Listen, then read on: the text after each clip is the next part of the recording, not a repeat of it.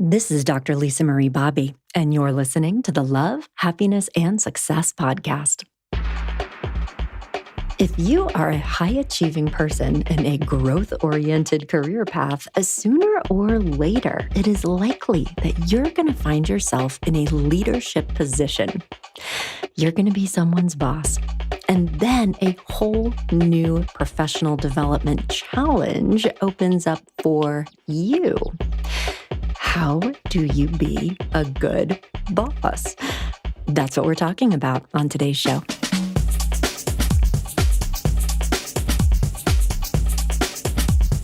You guys were listening to Luca Lozano with the track Boss Moves. Luca Lozano is a very interesting artist. He is a musician, obviously, but he's also a graphic artist. You can learn more about him at planetluke.com or on his Bandcamp page, lucalozano.bandcamp.com. And be sure to check out the upcoming event next year that he is playing at in Croatia, which if you need an experience of a lifetime, you may want to consider that. So thank you, Luca Lozano.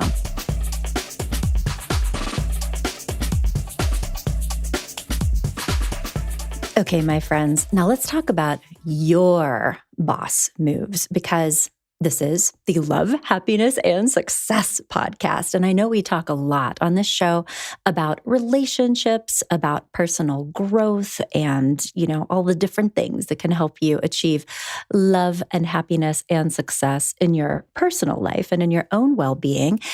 And I am of the opinion that our professional success and our vocations are also very important to having a good life, a truly happy and satisfying life.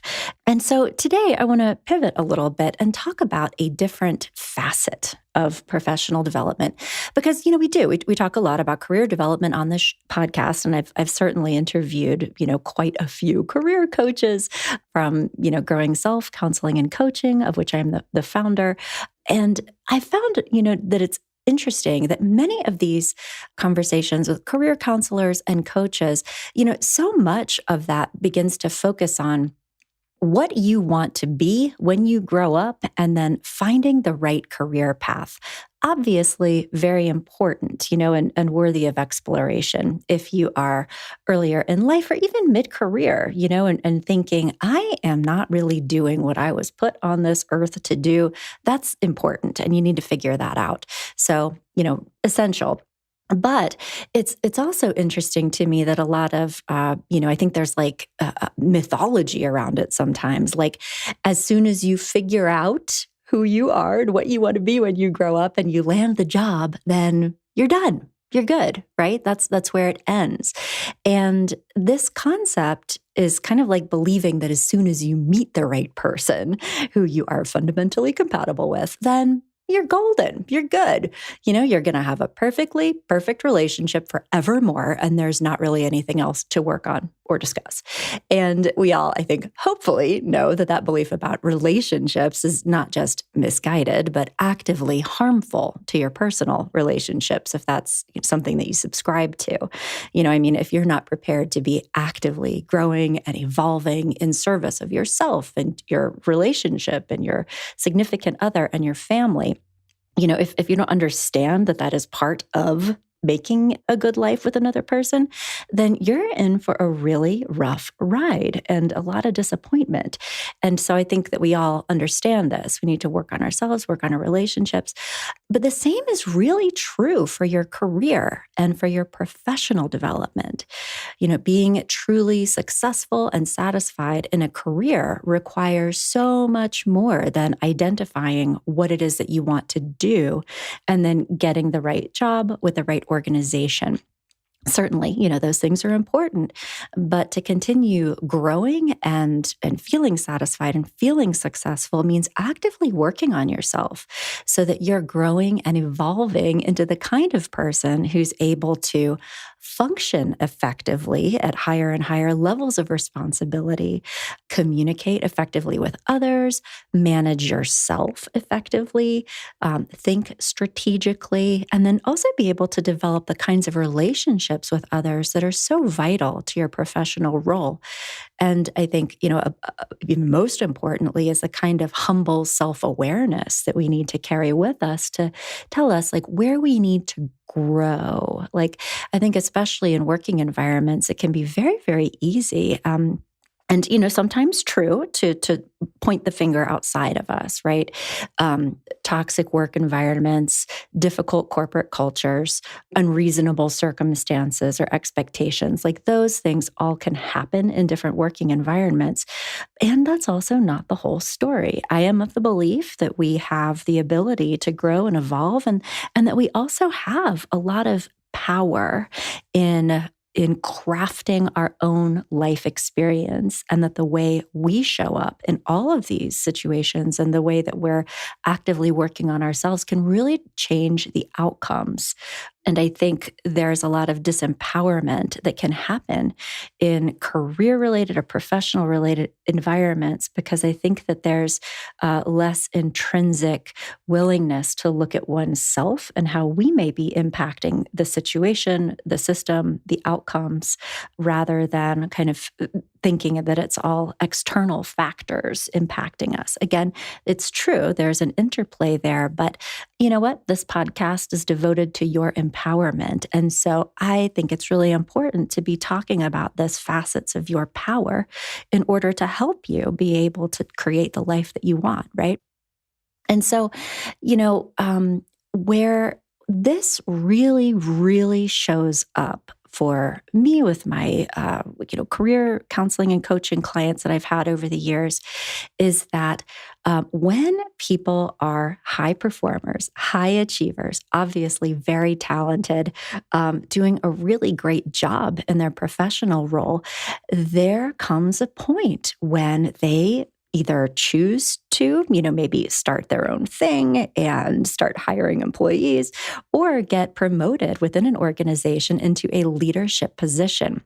And all of a sudden, there is not infrequently kind of an existential and sometimes professional crisis that requires a lot of growth when people shift into that leadership position. Because even if you have been enormously successful and well regarded up to this point, the skills that got you into that position and role are not even close to the same things that you're going to need to cultivate in order to be a really good leader.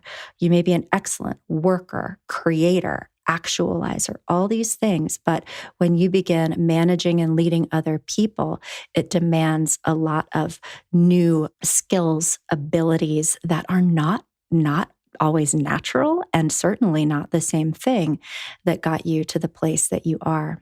And it's also true. I mean, like if you think about your own life experience in the working world, if you've ever had a job, you've probably experienced maybe a not so great leader or boss, right? And the negative consequences of bad leadership.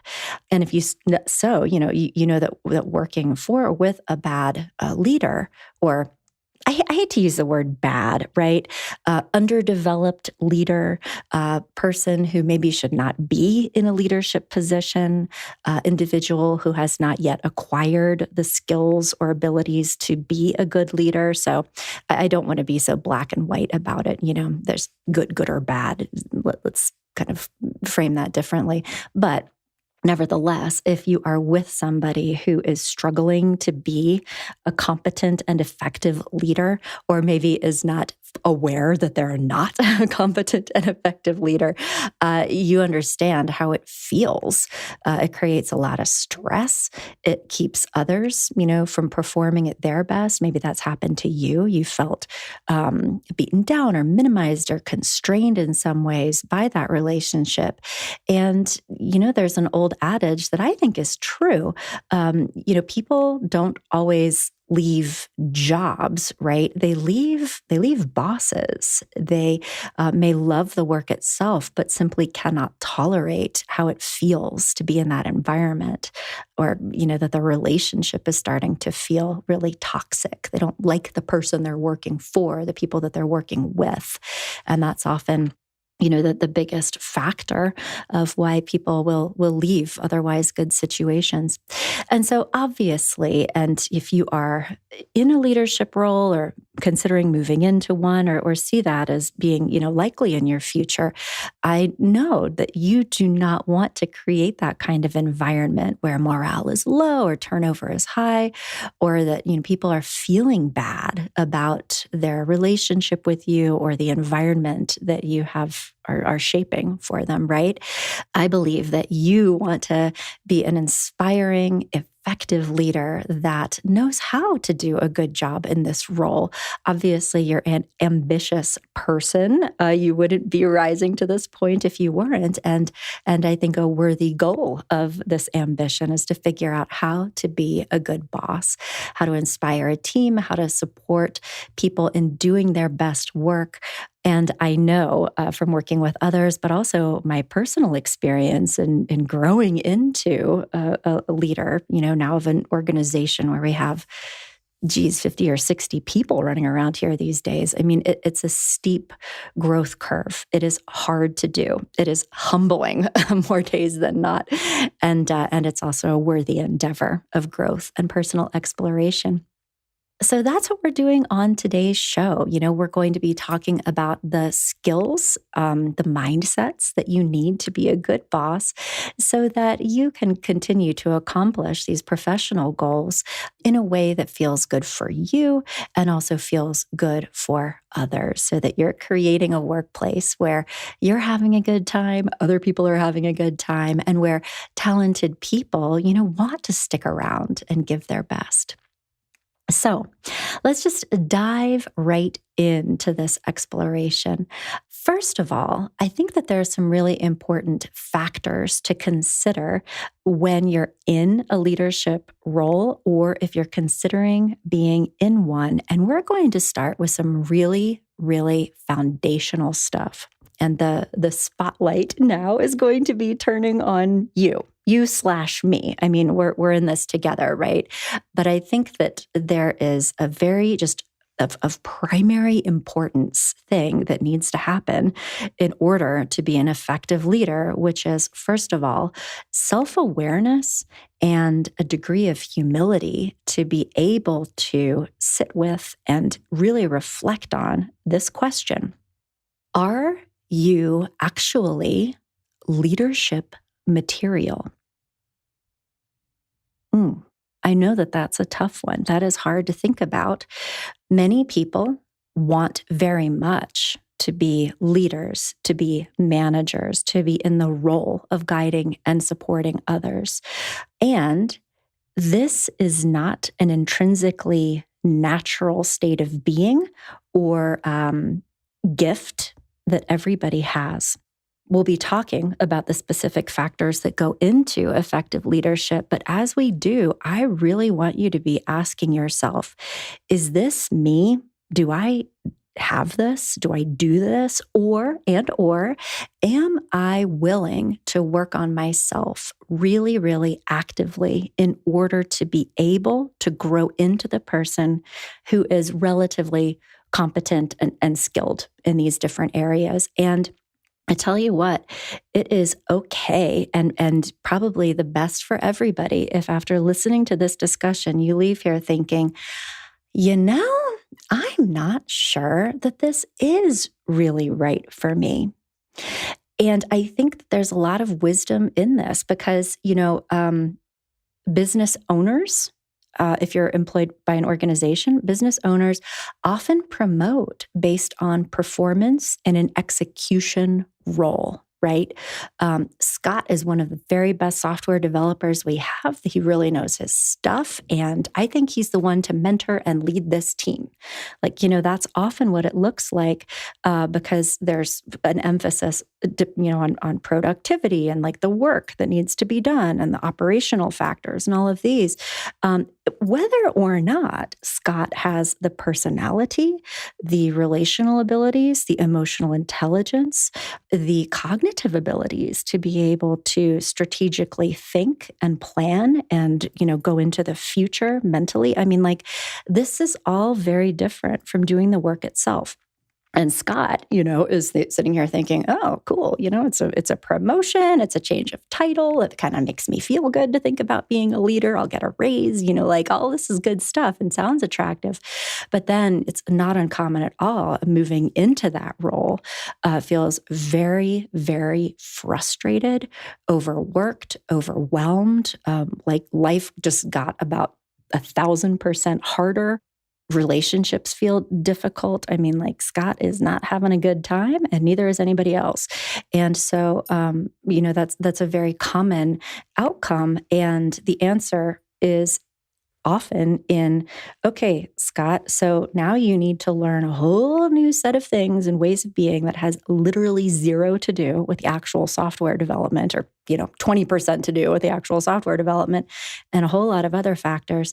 And, Scott, do you want to do that? Do you want to? Because it may be the case that Scott really enjoys doing the work of development and goes into flow when he's able to solve problems and think creatively and make things happen through his gifts and abilities and his knowledge of software development, and actually enjoyed that a lot, and is now feeling fairly uncomfortable and frustrated on a daily basis when he's being asked to do things that he is not, innately as talented at, that he is uncomfortable with, that there's a growth process. He has a lot of new stuff to figure out and learn.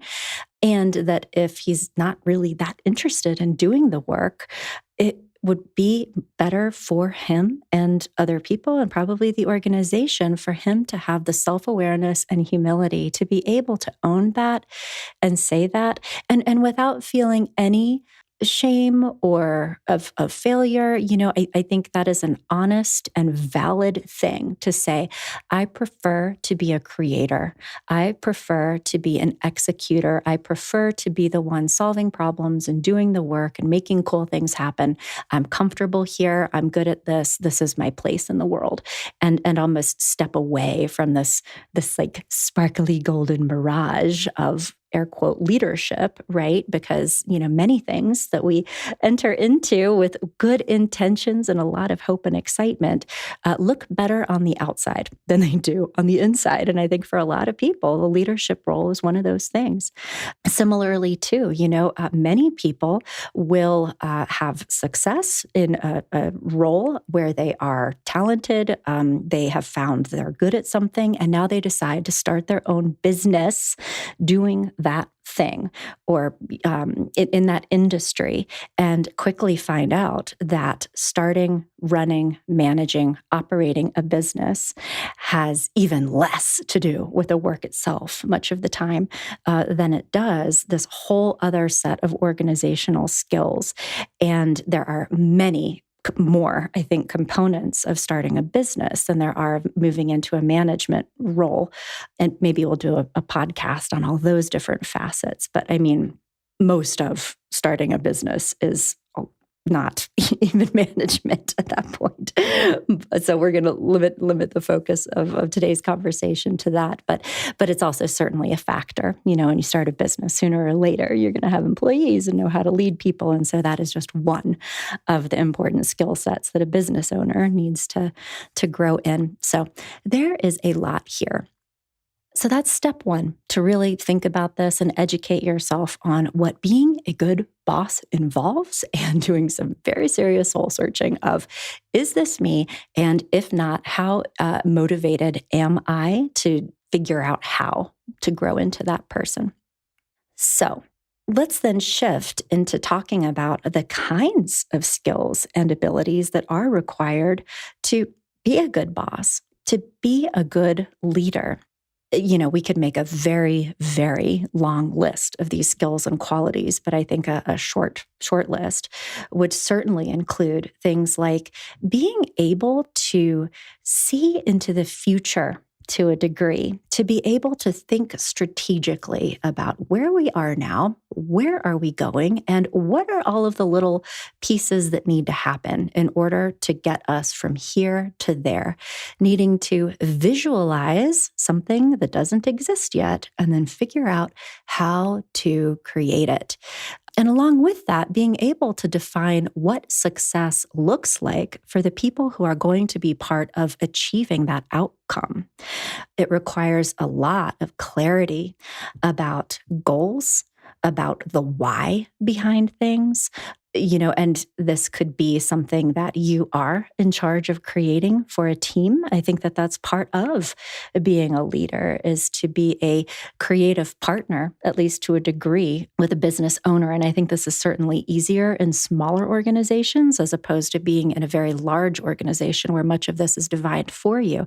But, even so, to have a hand in shaping it and to be able to communicate where you're going, why you're doing it, what needs to be done in order to lead things forward into the future. And not everybody can think that way. It's a very creative kind of thinking, honestly. And even if you don't consider yourself to be a creative person, maybe you're not coming up with like the grand ideas and like how we're going to make the magic happen. But even around planning out projects, planning out processes, thinking about what needs to happen organizationally in order to bring things into being, even if it's like creating a schedule around who does what, right? There is a level of creative problem solving that just has to be part of that role, or otherwise it's, nothing is going to happen. And it's going to feel frustrating, I think, for the people around you too, because that's what they're looking to you for.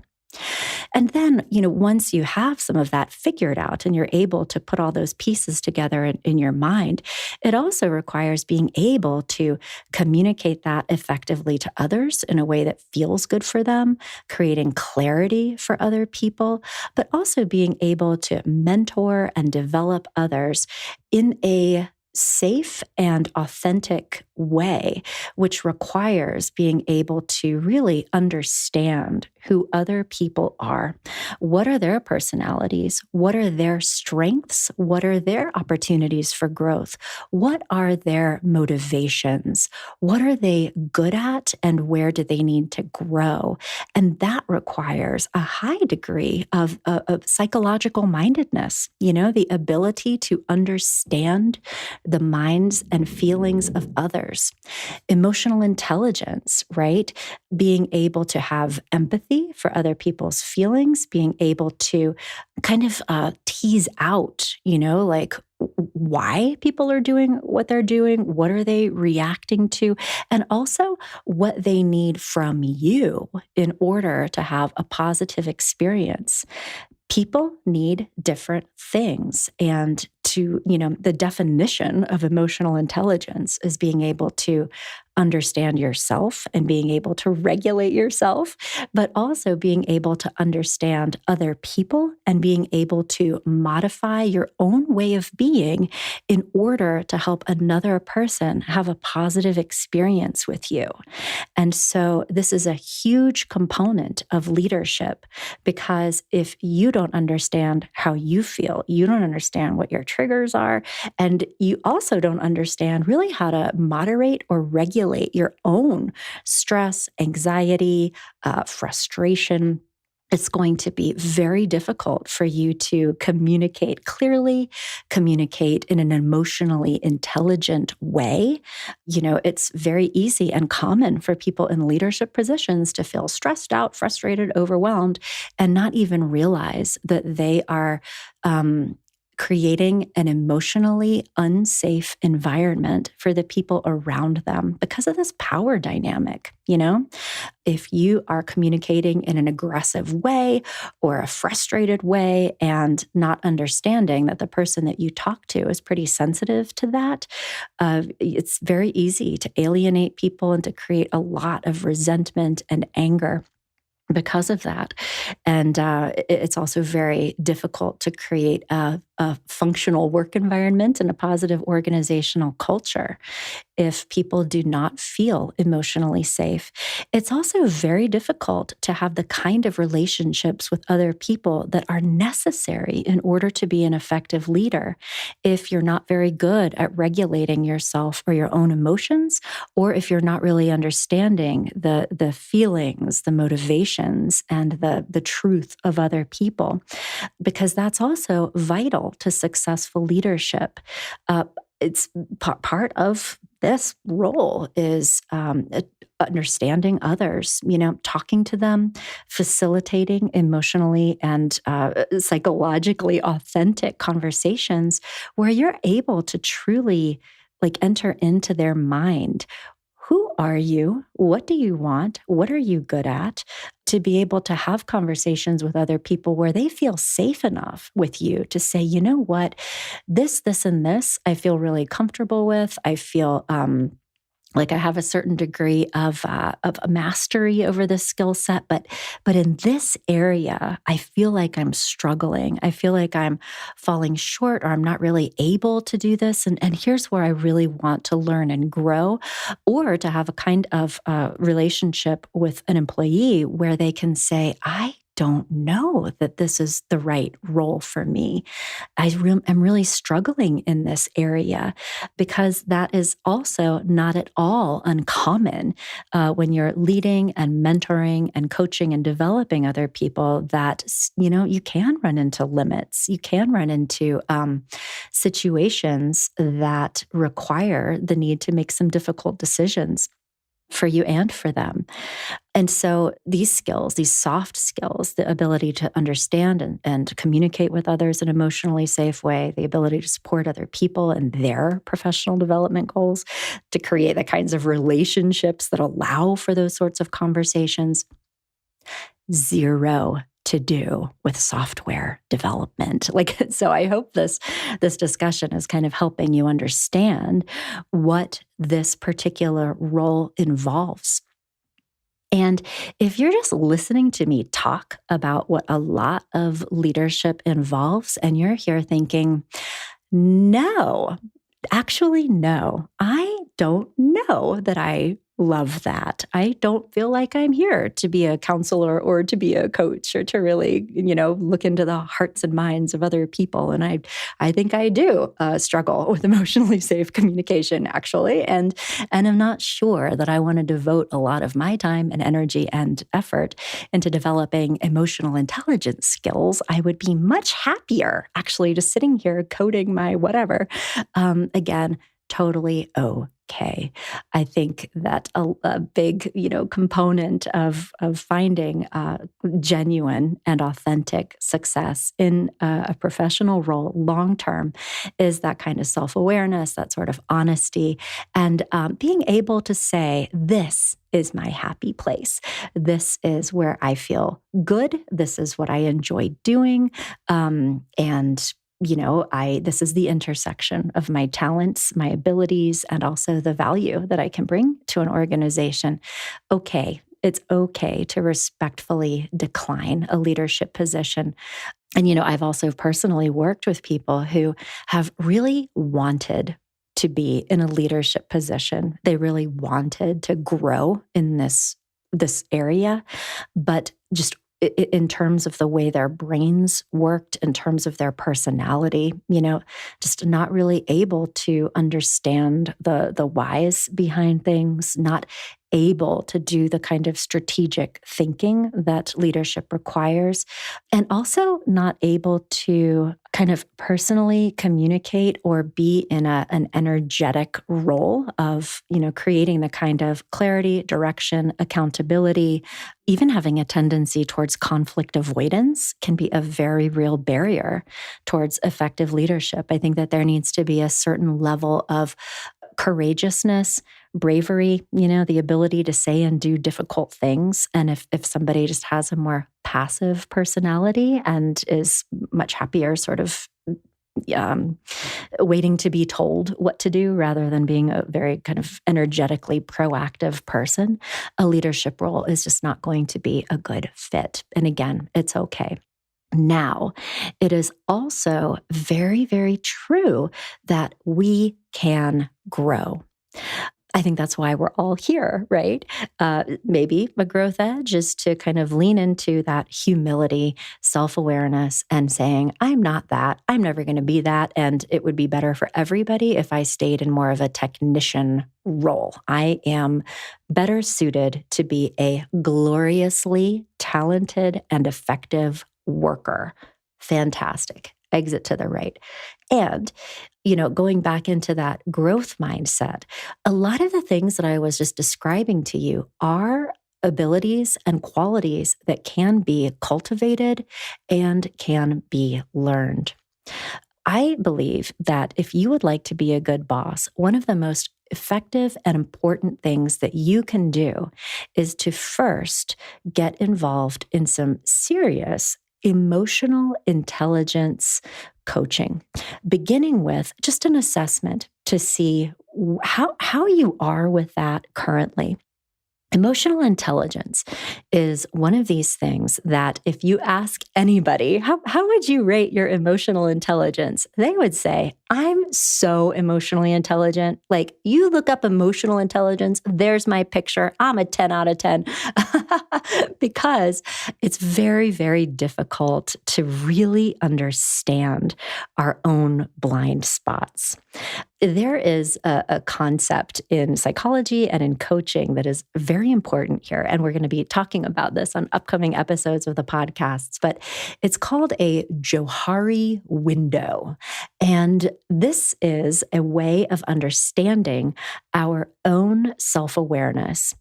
If you could please imagine with me a quadrant. So we're going to, in our minds, create a square in our heads that has 4 different quadrants. So if there's a square and kind of like a plus sign in the middle of it, now you have 4 different quadrants. And these quadrants represent the areas of our own self-understanding. One is things that we know about ourselves and that other people know about us too. These are the things that are known. I know that I get stressed out about this situation and I love that, and everybody else around me also knows that. It's very clear.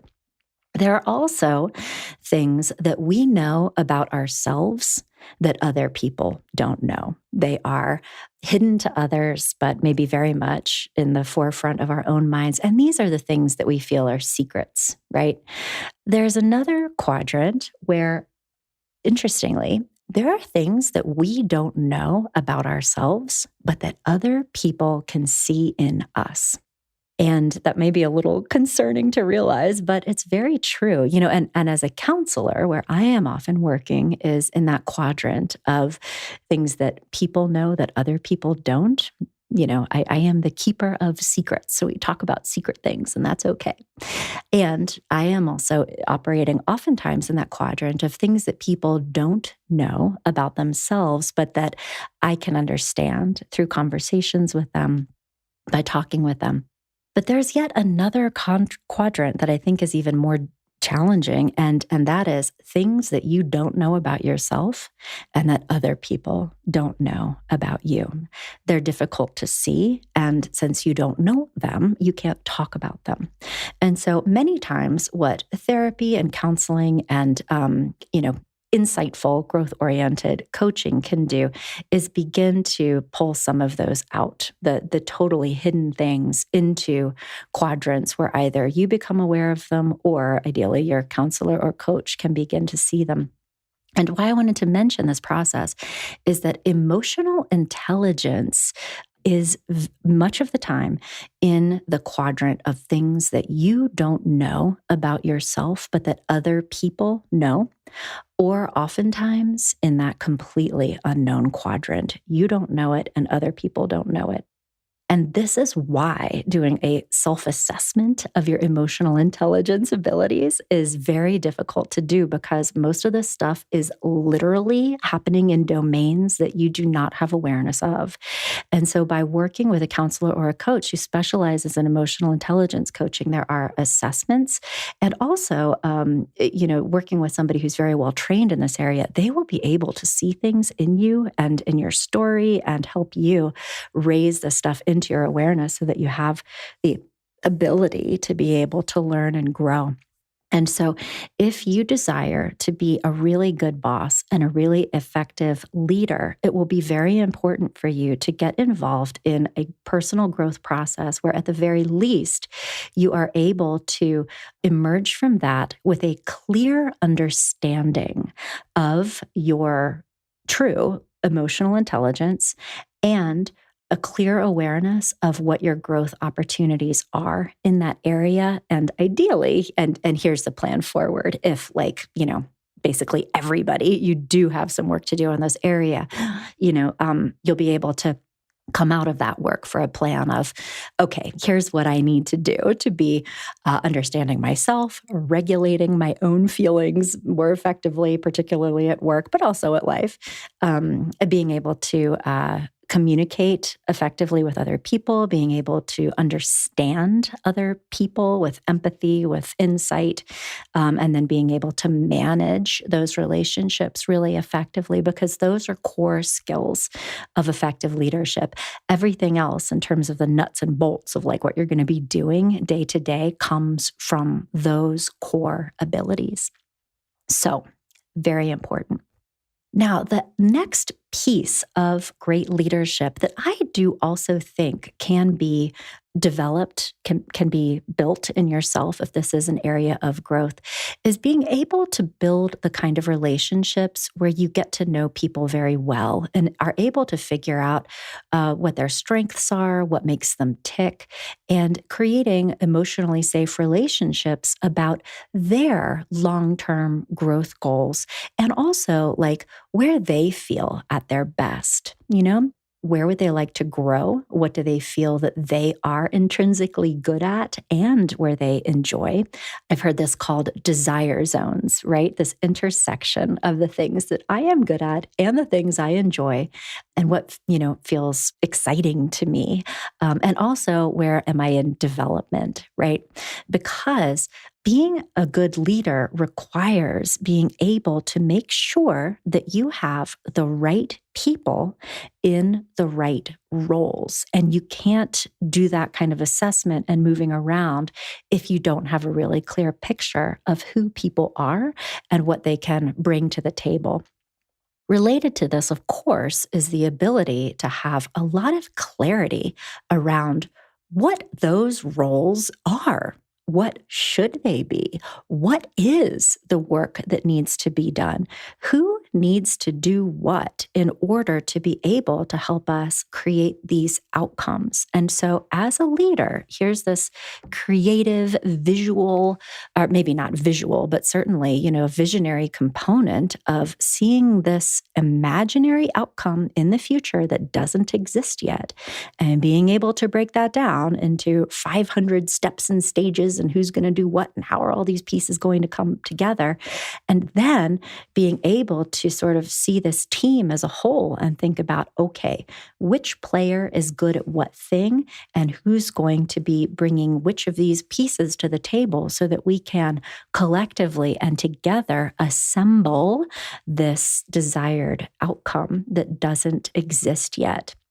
And so, to have that kind of clarity about who people are, what is the work that needs to be done, who's good at what, requires being able to do very serious, critical thinking, strategic thinking, analytical, future-oriented thinking that involves consideration of whether or not the people you are leading are, one, do they have the skill sets and the abilities to be able to do what I need them to do? Or are they able to be coached or developed or mentored into the people that I need them to be in their roles? Or consider, is there a different role on this team that this actual person would be better at than what I'm asking them or expecting of them to do right now, and being able to move some things around? Or, and this is also an outcome, given my deep understanding of who this person is and what they're capable of and what the work in this role requires, is it actually better for both of us and for this organization if we were to liberate each other and not, be making each other miserable in this relationship if there is a mismatch of expectations? And another, I think, point that is surprising to leaders, and certainly something that I've had to work on in this role, is the assumption that people understand what it is that you really need them to do. And you can even look into organizational research to find this. People in leadership positions can often assume that people who they work with and who they are leading have the same level of kind of understanding about what's going on, what needs to happen, what the expectations are. And when you ask employees about this, they actually don't know. They don't understand. And so, a very important point of growth for leaders is to be able to go to great length to be communicating very clearly, potentially over and over again, sometimes in writing, breaking things down to ensure mutual understanding on both sides. I personally have been humbled so many times by thinking that I'm communicating something clearly. We've had a meeting about it. We've talked about it. I left the meeting feeling like there was mutual understanding, only to be surprised later that there wasn't. And I put this on myself. It is my job as a leader to make sure that people understand that, to make sure that we're aligned around priorities, goals, visions, what's supposed to be happening, when is it supposed to be happening. And it's harder to do than you think it is. So there are many schools of thought on how to do this, writing down objectives, writing down visions, doing collaborative kinds of team activities in order to ensure this on both sides, but to put a lot of energy into that. And also to be courageous and to be honest and having authentic conversations when, despite those best efforts, despite your abilities to mentor and communicate and guide and lead and have these expectations, if it's not happening again and again and again, and you as a leader are working really hard to manage yourself and to communicate clearly and to understand the people that you're working with, totally okay to have honest conversations about the disconnect, because that in itself could be a doorway to growth. It may be the case that the person that you're working with doesn't even know that you are feeling unhappy with their performance or why, right? I mean, these are courageous conversations. They're vulnerable conversations. And if through your knowledge of this person and your careful, I think, exploration of their true self, if you as a leader feel that there is an opportunity to coach, develop, to mentor, that by being clear and by providing more training, more support, more education, more mentorship, more coaching, this could improve. I think that's part of our role, is to facilitate that kind of growth in the people that we work with. And if for whatever reason you come to believe that that is simply not possible, that this person's fundamental way of being is out of alignment with the values and culture and goals of the organization, and if there is an inability or unwillingness to work on that, it's, again, also totally okay to make the decision, that everybody would be better off if we did something else. And that's okay. Yeah. I mean, it's like a relationship in that way. If after a lot of earnest, sincere, authentic, committed work, at the end of the day, people are just so far apart that even at their very best version of themselves, still not going to be good enough for each other, and making the decision to mutually part ways with confidence, clarity, compassion, and just clear understanding that it's for the highest and best of all involved. But don't shy away from the courageous conversations that will help you know that for sure. So, a lot of interpersonal skills are coming out here. And there are yet more aspects of great leadership and being a good boss that are also potentially very, very difficult to do, that are even not related as much to the relational pieces, although you certainly do need to have a positive relationship with other people to do this next phase. But if you are able to see the path forward clearly, here are the stepping stones that take us off into the future. And here is what I need you to do. And here's what I want you to do. Here's when I want you to do it. And I am going to be holding you accountable for following through with that. That is a aspect of leadership that can also be really uncomfortable for some people. I know that this is where I have really struggled over the years as a leader. Like just my own psychological makeup tend to be fairly good at the relationship part. Always stuff to work on related to clarity and communication. But what I have discovered over the years is that my just intrinsic nature, my way of being, is not very much around kind of hard edges. I tend to be a more psychologically flexible person. I tend to be a more empathetic person with myself, with others. And so hard boundaries, hard deadlines. You didn't do what you said you were going to do. Why is that? That has actually been one of my biggest growth areas as a leader, which can sometimes, I think, be surprising to others who are more naturally inclined in that direction. But that can be a big area of growth. I think for me too, I have to get more organized. I have to have clear plans in place and in order to be able to communicate those to others and have legitimate expectations that other people would follow the plan. Like there has to be a plan. And so, that can be an area of growth for many leaders. Also, being able to put a lot of time and energy into developing systems, thinking about what do we need to do to grow? What kinds of professional development or training opportunities can I create for the people that I'm leading in order to help them grow? Are the systems that we're currently using to do the work, are they good enough? Are there opportunities for improvement there? What are our processes? There's all of this thinking that's sort of the circumstance around the process, right? If I am consistently not getting the results that I would like, why is that? Is it something systemic? Do we need more education? Is there a communication gap? What are we doing to keep ourselves organized? Where can we grow and improve, not with just the day-to-day tasks, but with the actual process itself? That can be an important part of reflection. Another essential task and skill that is difficult for many people in leadership positions to do, and this has also been an area of growth for me personally, is the ability to delegate well, particularly if you know how to do something very well and you know it like the just back of your hand, and then are in a leadership position where now you're directing the work of others to do this kind of work or create these kind of outcomes.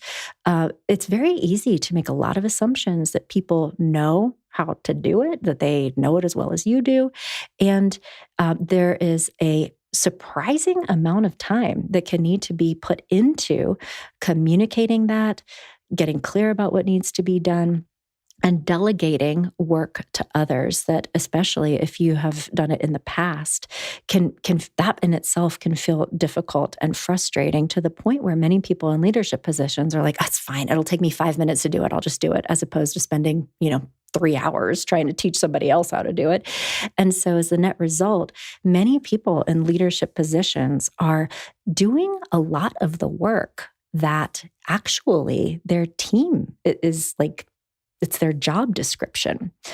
Leaders can very easily heap a lot of responsibilities onto themselves, even subconsciously, if they're not really, really actively working on their delegation skills. I know I have found myself in this position more than once, and it happens, I think, again, a lot of times unconsciously, but really there needs to be a learning process for leaders of how do I delegate? How do I ask other people to do the work? How do I set clear expectations? How do I provide accountability? Because otherwise, at the end of the day, the buck does stop on you, and it can create a very destructive dynamic where leaders are really just heaping everything and everything and everything on themselves. It feels very much like if I don't do it myself, it won't get done right, or I don't have anybody else to do it, or, all these things, which creates burnout, it creates exhaustion, it creates a mental and emotional dynamic in a leader that is exactly the opposite of the kind of inner space that you need to be in order to have emotionally safe relationships with other people. And again, it's very common and something to really watch out for and work on intentionally if you start to notice in yourself that you have some learning and growing to do in that area. Another very important aspect of good leadership is being psychologically flexible and open and humble and in a growth mindset yourself. That when you're in a leadership position, you're not just talking with other people about who they are and what they need to be doing in order to, produce good work, but also really having the kind of relationships with other people where they feel safe and empowered to give you important feedback about how you're doing. If there are aspects of the way you're relating to them or communicating or presenting work that are not working for them or for others, it is vitally important that you know about that so that you can take that on board, consider it, and figure out what your growing edges are as a leader, but also in terms of how does this organization need to grow? What do we need to be doing differently systemically in terms of our processes in order to create better experiences and a more productive working environment for our team? And so, and there can be a balance, right? I mean, we began this conversation by talking about how easy it can be as an employee, right, to have a disempowered mindset where we're pointing the finger at others and blaming everybody and everything else for the problems or the challenges or the obstacles that we're experiencing, right? And so, and there can be some of that, but that's often a personality factor. And if you're doing a great job of having the right people in the right seats, and if you are confident that you're working with people who are able to do the work, to have the kind of thinking that you need them to have, to be, they really feel like active, creative partners, problem solvers, workers. Like if you have confidence and trust in them, and they're telling you that things feel problematic, the way you're communicating does not feel good, these systems are not working, this is creating stress and anxiety for everybody, and we need to do something different. It is vitally important that you're listening to that and behaving responsibly in terms of, okay, thank you so much for telling me. I wasn't aware of that, and we're going to work on this. I personally can work on this. Thank you for illuminating this thing that I was not fully aware of. We'll certainly let's see if we can make some systemic changes that make this feel better going forward. Those are the kinds of experiences that the people you work with need to have with you in order to feel that it's a positive organizational culture, that they're valued and respected as people as well as workers, but also that, they are actually in an empowering and emotionally safe environment.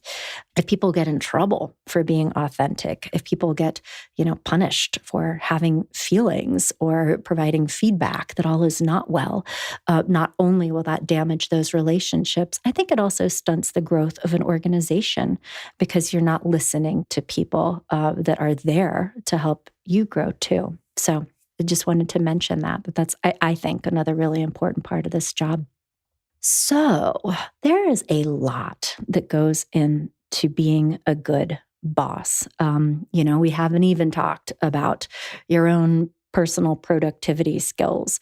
Are you able to hold boundaries with yourself and say no or say yes with a lot of discernment? Are you able to be realistic about plans, deadlines?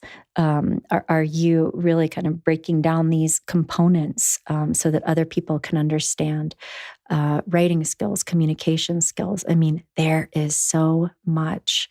It's probably worth mentioning personal productivity skills sounds like, I don't even know, something that's just easy to say, but like, what does it mean? Your ability to stay organized, to keep track of yourself, to manage your own time well, to have realistic expectations of the amount of work that you are able to do in certain amounts of time and also that of others. That in itself can be a very difficult skill set to acquire. And I think it's also important for many leaders to have a realistic awareness of their own relative strengths and limitations in that area too. One of the things that I have learned about myself, and I'm very well aware of, is that, I'm not like a task person. It's sending emails, scheduling things, like, those little operational, this needs to be checked off the list kind of thing. I am not that person. And luckily enough, I work with people who are extremely good at that. They're like, you give me the list, I'm going to check off that list. And that is my happy place. And so there's a lot of synergy around that. And so I think to also not insist that everybody be just like you and amazing in exactly the same way that you are, but really to be looking for and valuing people with diverse strengths and skill sets and figuring out how to create that kind of collaborative synergy in some ways, where all bringing out the best aspects of each other and having a lot of appreciation for things that people bring into the role that are really vital. I mean, I think a healthy organization, there needs to be a visionary component. There needs to be, ideas and excitement, and here's what we're going to do, and here's the vision, but then also a lot of appreciation for the actualizers that make it happen. And I think that management, being a good sort of mid-level boss, is that intersection of the two, right? It's being able to generate enthusiasm and vision and like, here's the path forward, but that also, being able to manage a lot of the nuts and bolts of the day-to-day, getting your hands dirty when it requires, being really good at delegating when it isn't, having the wisdom to know the difference between the two, being able to create action plans and timelines and accountability and boundaries and emotional intelligence and communication. Like, it's a lot. So, and that's why leadership coaching is a thing. Emotional intelligence coaching is a thing and can be a very, very important part of the professional development process. And so I hope that this discussion today has helped you get more clarity about what being a good boss involves. I hope it's given you pause in some ways. If you are, or if you aspire to be in a leadership role, I think it's extremely wise to be considering these things very carefully and thinking about if it's something that you want to do at all. Valid. And if the answer to that is yes, I hope that this discussion has also given you some direction on how to even begin developing these skills, strategies, and mindsets in yourself and in others. So some resources for you if you are interested. We have a podcast. Let's see. How Managing Up, I believe, was the name of the podcast that I did with a wonderful career coach on my team that talked about cultivating positive relationships with others. And that's useful whether I think you're an employee or whether you're a leader, to talk about the kinds of relationships that you want to be having. We've also talked a bit about toxic work environments on past podcasts, which is, just sort of a cautionary tale of what not to do that I think that you could find helpful. And then certainly a number of different episodes on emotional intelligence, courageous communications. Gosh, I think How to Have Difficult Conversations is what that one was titled. And also, too, on career exploration and some of the questions that you need to be asking yourself if you are moving into a leadership role or considering it, that will help you get clarity about what your gifts and talents and interests really are, and whether or not they are in alignment with a leadership role. Okay, my friends, that's all for today. Thank you so much once again for being here with me. And I will be back in touch with you soon with another episode of the Love, Happiness, and Success podcast. And in the meantime, we're all going to enjoy some more Luca Lozano, lucalozano.bandcamp.com and planetluke.com. All right, take care.